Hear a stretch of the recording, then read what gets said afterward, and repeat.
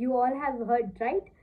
I have skipped chapter 9, 10 as well as 8 and I have cleared audit paper and group 2 in the very first attempt.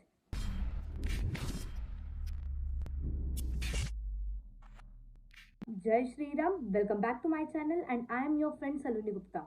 So in this video, I will share my audit strategy, how I have cleared audit and group 2 in the very first attempt.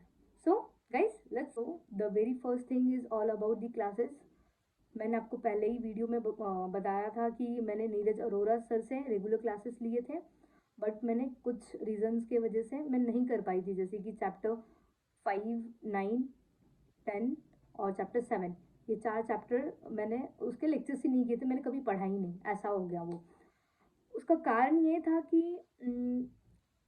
जैसे कि मैं नवंबर 23 में group 1 पास हुई, सो मैंने lectures लिए, result आया जनवरी में, फरवरी में मैंने लेक्चर्स लिए, बहुत टाइम पास किया, 2 ही पेपर इसलिए मैंने सोचा लाइटली लिया। उस लाइट के चक्कर में मैंने मई 24 का अटेम्प्ट स्किप कर दिया, ऐसे ही कि बाबा नहीं पढ़ाई नहीं किया मैंने, इसलिए स्किप कर दिया। और उसके बाद जो सितंबर का अटेम्प्ट था उस पर मैंने फॉर्म ही मिस आउट कर दिया। लाइक इतनी बड़ी, आप समझ सकते, इतनी बड़ी गलती मैंने कैसे कर दी मुझे भी नहीं पता। तो उस कारण की वजह से जो लेक्चर का टाइम पीरियड था वो एक्सपायर हो चुका था, तो इस कारण की वजह से मैं देख नहीं पाई थी लेक्चर्स। और बाकी जो भी था एग्ज़ाम के टाइम पे वो मैंने यूट्यूब से कवर किया था। अब यूट्यूब से किसके लेक्चर्स देखे थे मैंने? ऋषभ सर से, ऋषभ जैन सर, आपने सुना होगा यूट्यूब पे, उनके बहुत सारे फ्री लेक्चर्स अवेलेबल है यूट्यूब पे, आप चाहे तो ट्राई कर सकते हैं, बेस्ट है बेस्ट। मतलब मैंने ना मेरी एक फ्रेंड है उसने रेकमेंड किया था कि ऋषभ जैन सर का फ्री में यूट्यूब लेक्चर्स अवेलेबल है यूट्यूब पर, सो देख सकते हैं। काफ़ी अच्छा है, कॉन्सेप्चुअल क्लैरिटी है और नोट्स भी, मतलब सर है ना कुछ कुछ पॉइंट्स जो बड़े बड़े हैं, जैसे कि मेरे पास उनका चैप्टर 11 का SQC 1 और ऐसे 220, ये दोनों में बहुत सिमिलैरिटी है ना, तो सर ने ना कुछ पॉइंट्स लिखवाए थे जो डिफरेंट था, तो अपने ओन वर्ड से सर ने नोट्स लिखवाए थे, एग्ज़ाम में काफ़ी हेल्पफुल हुआ। सो आप है ना, अगर आपने लेक्चर्स परचेस नहीं किए और आपको ऑडिट लाइक कुछ कम समय बाकी है आपके पास, तो आप you can go with Rishabh Jain sir. Second चीज़ स्ट्रैटेजी। सो जैसे कि हम लोग की एक हैबिट होती है कि अगर फर्स्ट अटेम्प्ट है तो हम लोग क्या करते हैं कि स्ट्रैटेजी यूट्यूब पे सर्च करते हैं कि ऑडिट को कैसे पढ़ा जाए, कैसे मतलब एग्ज़ाम में कैसे क्या करना है करके, तो हम लोग स्ट्रैटेजी के लिए सर्च करते हैं। तो एग्जैक्टली मैंने भी सेम चीज़ किया, बट आपको सही बताती हूँ वो स्ट्रैटेजी किसी काम की नहीं आई मेरी। जो जो लोगों ने बोला था कि ये करो वो करो, एग्जैक्टली मैंने वही चीज़ किया। लोग में आते हैं बहुत सारे यूट्यूब पे वीडियोस जो अवेलेबल थे वो, और जो भी सर वगैरह है जिसने भी स्ट्रैटेजी डाली थी ऑडिट को इस तरह पढ़ना है, ये चैप्टर फर्स्ट करना है, एग्जैक्टली मैंने वो किया। बट आपको सही बताती हूँ वो स्ट्रैटेजी बिल्कुल काम में नहीं आई, क्योंकि एग्ज़ाम में जो जनवरी 25 का अगर आप पेपर देखेंगे तो जो चैप्टर्स कंपलसरी आने चाहिए, जो पास टाइम से आ रहे, जैसे कि चैप्टर 6 डॉक्यूमेंटेशन का, जो हर साल हर अटेम्प्ट में 4 मार्क्स के लिए फिक्स आता है, वो जनवरी 25 में एक भी बार आया नहीं है। तो सोचिए कि मतलब ICI ने ले ली, ऐसा ऐसा सिचुएशन था कि भाई करे तो करे क्या, भाई ये चैप्टर 6 करके गए, इतना अच्छे से सारे पॉइंट्स याद करके गए, बट कोई यूज़ नहीं हुआ, वो 4 मार्क्स आपके चले गए। तो इसलिए स्ट्रैटेजी आप खुद की बनाई है। फर्स्ट ऑफ ऑल आप जितना भी स्ट्रैटेजी यूट्यूब पे देखते हैं, हाँ उसको लीजिए, बट है ना इतना याद रखना कि ICI कभी भी अपने जज्बात बदल सकता है, उसको जो मन करे वो पूछेगा, जितने मार्क्स का चाहे वो पूछेगा। जैसे कि चैप्टर 2 का वेटेज था अराउंड, मुझे जहाँ तक पता है 7 या 8 मार्क्स का, 7-8 मार्क्स का भी नहीं था, 6 to 7 मार्क्स का था, बट हमारा जो अटेम्प्ट था उसमें 10 मार्क्स का आया, 10 + 2 मार्क्स MCQ। तो सोचिए ICI कभी भी कुछ भी बदल सकता है, मतलब हम जो प्रिडिक्शन कर रहे हैं स्ट्रैटेजी का, वो उस मतलब उसके अलावा आप है ना देखिए कि ICI क्या चाहता है, ICI कभी भी कुछ भी पूछ ले रहा है, so be prepared for it. So I had made my own strategy, so I have categorized the chapters of audit in the 3 categories A, B and A category में चैप्टर 1 था, 2, 6, 11, ये 4 चैप्टर थे। चैप्टर चैप्टर हाँ right, category A में। Category B में था chapter 3, 4, 7, हाँ। और कैटेगरी सी में था चैप्टर 5, 9, 8, हाँ 5, 9, 8 और 10 था। अब आपको बताती हूँ, जो कैटेगरी ए के जो 4 चैप्टर्स थे ना, चैप्टर 1, 2, 6 और 11, ये मैंने इतनी अच्छे तरीके से किया था कि लाइक मुझे लगता है कि ना 10-20 दिन मैंने इसके अंदर ही डाल दिया था। मीन्स कहीं से भी आप क्वेश्चन पूछ लो मैं बता दूंगी, इतना अच्छे से मैंने इतनी कॉन्सेप्चुअल क्लैरिटी से वो चीज़ पढ़ी थी। और आपको सही बताती हूँ, जो जनवरी 25 का पेपर था, आईसीए ने सब कुछ बदल दिया। जैसे कि मैंने आपको पहले ही बताया कि जो चीज़ आना चाहिए वो चीज़ उन्होंने डाला ही नहीं। चैप्टर 6 भी मैंने बहुत मेहनत से पढ़ा था, बट आईसीए ने नहीं पूछा यार। बहुत दुख है यार, जो चीज़ हम पढ़ के जाए वो आईसीए पूछ नहीं रहा, जो चीज़ हम पढ़ नहीं रहे वो आईसीए पूछ रहा है, ऐसा क्यों? तो यही चीज़ मेरे साथ भी हुआ। तो चैप्टर 1, 2, 6 और 11 बहुत अच्छे से कर लीजिए आप। उसके बाद जो कैटेगरी बी में 3, 4 और 7, अब 3, 4 भी मैंने काफ़ी अच्छे से किया, जो भी उसमें के क्वेश्चन आए वो सब मैंने सॉल्व किया, तभी मुझे 49 मिला। ये 5 चैप्टर लाइक चैप्टर 1, 2, 11, 1, 2, 11, 3 और 4, ये 5 चैप्टर करके मैंने 49 लाया। उसके बाद जो 7 का चैप्टर था ना, उसमें जो इम्पोर्टेंट एसेस थे 260 ऐसे, 260, 265, जो कम्युनिकेशन विद टीसीडब्ल्यूजी वाला था ना, डिफिशियंसीज वाला, वो मैंने पढ़ के गई थी। बट जो मैंने पढ़ा हुआ आईसी ने पूछा नहीं, पता नहीं क्यों। आईसी हमेशा ऐसा ही करता है मेरे साथ। उसके बाद जो कैटेगरी सी में था, अब कैटेगरी सी में जो बाकी बचे हुए चैप्टर 5, 9, 8, 10, ये 3-4 चैप्टर्स कैटेगरी सी में डाला था मैंने कि हाँ बाबा टाइम रहेगा तो मैं कर लूँगी। अब टाइम तो थोड़ा बचा था, तो मैंने चैप्टर 5 आपको बताऊंगी मैं आगे कैसे मैंने पढ़ा। 4th पॉइंट, कारो। जो सब लोग बोलते हैं ना कि हाँ कारो करके जाओ, कारो करके जाओ, करके जाओ, आएगा आएगा कंपलसरी, 2 मार्क्स के लिए आएगा या फिर 4 मार्क्स के लिए आएगा, 2 मार्क्स 4 मार्क्स फिक्स है। बट लिटरली बता रही हूँ, मैंने 21 पैराग्राफ पूरे के पूरे पढ़ के गई, नो यूज। जनवरी 25 अटेम्प्ट में कारो का एक क्वेश्चन नहीं आया था, एक। आप समझ सकते हैं कितना दुख।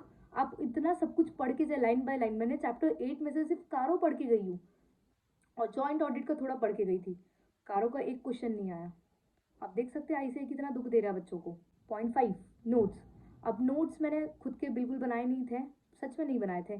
सिर्फ मैंने क्या किया था, बुक में हाईलाइट करके रखा था कि जो मेन मेन पॉइंट्स उसको हाईलाइट किया था। नोट्स मैंने बनाए नहीं थे क्योंकि नीरज अरोड़ा सर से क्लास लिया था मैंने। अब नीरज अरोड़ा सर से क्लास लेने का फ़ायदा सबसे ज़्यादा किस में हुआ, नोट्स में हुआ। नोट्स हमें बनाने की ज़रूरत नहीं पड़ी, उन्होंने खुद हमें नोट्स दिया। अब उनके नोट्स थे चार्ट फॉर्म में।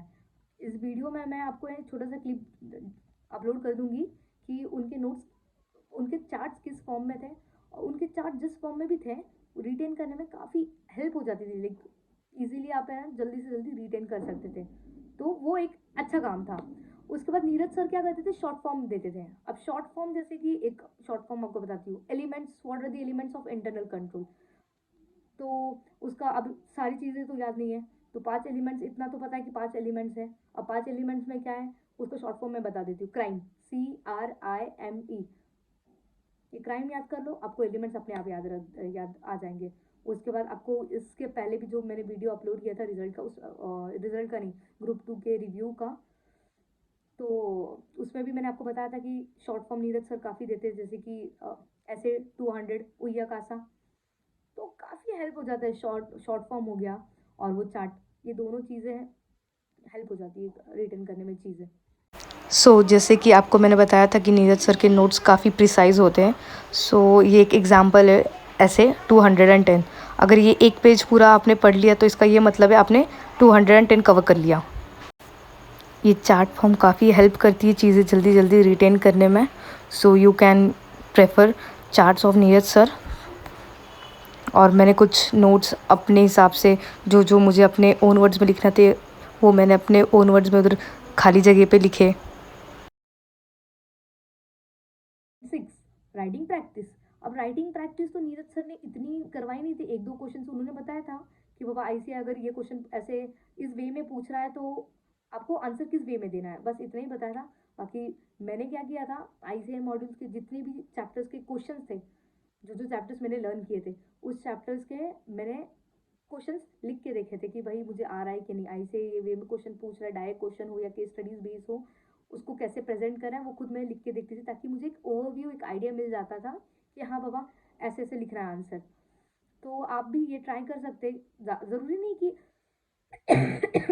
जितने भी सर के क्वेश्चन आपके पास क्वेश्चन बैंक्स होंगे, उसका सब सब आप आंसर लिख के देख सकते हो, ऐसा ज़रूरी नहीं है। बस आप मॉड्यूल के क्वेश्चन सॉल्व करेंगे, सो इनफ है वो उतना, बाकी और कुछ नहीं।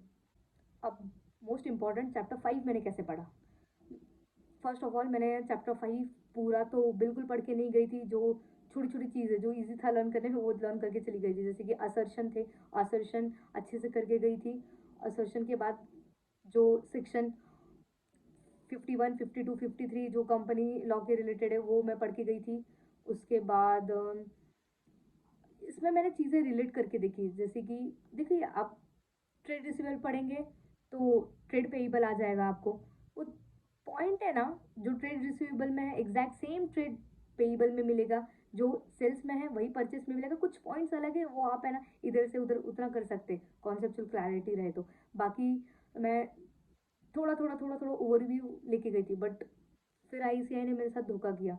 मैं जो चीज़ पढ़ के गई थी उसमें से एक क्वेश्चन नहीं आया, मतलब चैप्टर 5 में से भी एक क्वेश्चन मुझे नहीं आया। हाँ, असर्शन का जो क्वेश्चन था वो मैंने किया, बाकी कुछ भी नहीं, क्योंकि वो जो चीज़ मैं पढ़ के गई थी वो आईसीआई ने डाला नहीं था।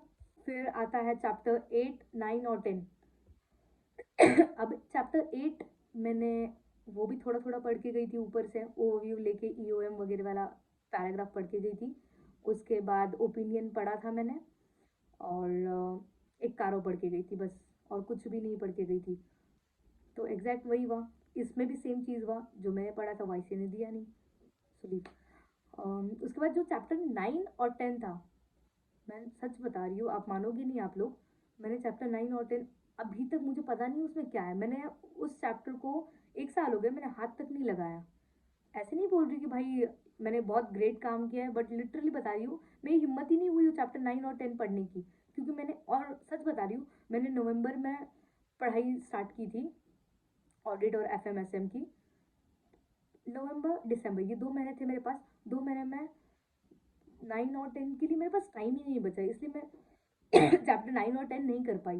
लास्ट पॉइंट आता है मॉक टेस्ट। लोग बोलते हैं ना कि मॉक टेस्ट सॉल्व करो, मॉक टेस्ट सॉल्व करो, टेस्ट सीरीज पे टेस्ट सीरीज लेते जाओ आपको, ताकि एक्सपीरियंस आएगा कि एग्जाम में कैसे क्वेश्चन आएंगे और आप किस वे में प्रेजेंट करेंगे। तो मुझे आई डोंट नो अबाउट आप लोग का, बट मैं अपना बता सकती हूँ कि अगर मैंने, मेरे साथ ऐसा होता है कि अगर मैं मॉक टेस्ट देती हूँ तो मुझे क्या होता है कि अगर मैं आंसर नहीं लिख पाती हूँ या फिर मुझे कम मार्क्स मिलते हैं, तो जो एक मोटिवेशन होता है कि हाँ बाबा एग्ज़ाम में जो देना है वो मेरा कम हो जाता है, और इसकी वजह से जो, अब मोटिवेशन कम हो गया तो एंग्जाइटी लेवल, प्रेशर ज़्यादा बढ़ गया। अब प्रेशर और एंग्जाइटी लेवल ज़्यादा बढ़ जाता है तो क्या होता है, एग्ज़ाम में जो हम लोग परफॉर्मेंस देने वाले वो कम हो जाता है, इसके कारण क्या होता है, रिजल्ट नेगेटिव आता है। इसलिए मैं मॉक टेस्ट पे ध्यान नहीं देती हूँ। बाकी आप लोग की इच्छा है, आपको आपको देना है तो दे दे सकते हैं, क्योंकि ये टोटली मेरा ओपिनियन है। जाने से पहले आपको एक प्रो टिप दे के जाती हूँ।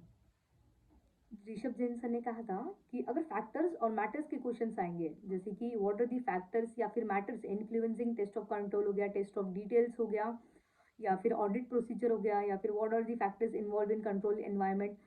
सो इसमें 4 पॉइंट कॉमन थे। अगर आपको ये ऐसा क्वेश्चन एग्जाम में आ जाए और आपको याद ही नहीं आ रहा कि भाई इसमें क्या लिखे, तो ये 4 पॉइंट अगर लिख के आ जाएंगे तो भी आपको 2 मार्क्स फिक्स है।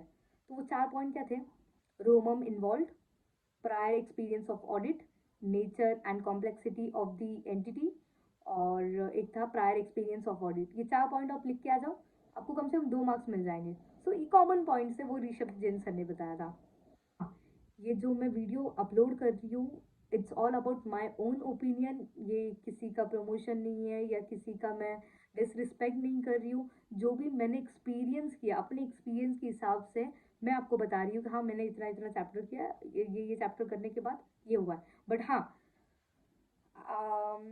कभी भी याद रखना कि ऑडिट में एग्जामिशन लाना इजी है, नहीं बोल रही कि इजी नहीं है। अब इजी क्यों है, क्योंकि मैं बस 5 चैप्टर से 49 लाई हूँ, तो सोचिए आप लोग 10 चैप्टर्स 11 चैप्टर्स पूरा करके जाएँगे तो ऑब्वियसली एग्ज़म्पशन नहीं, एग्ज़म्पशन तो जाने दो भाड़ में।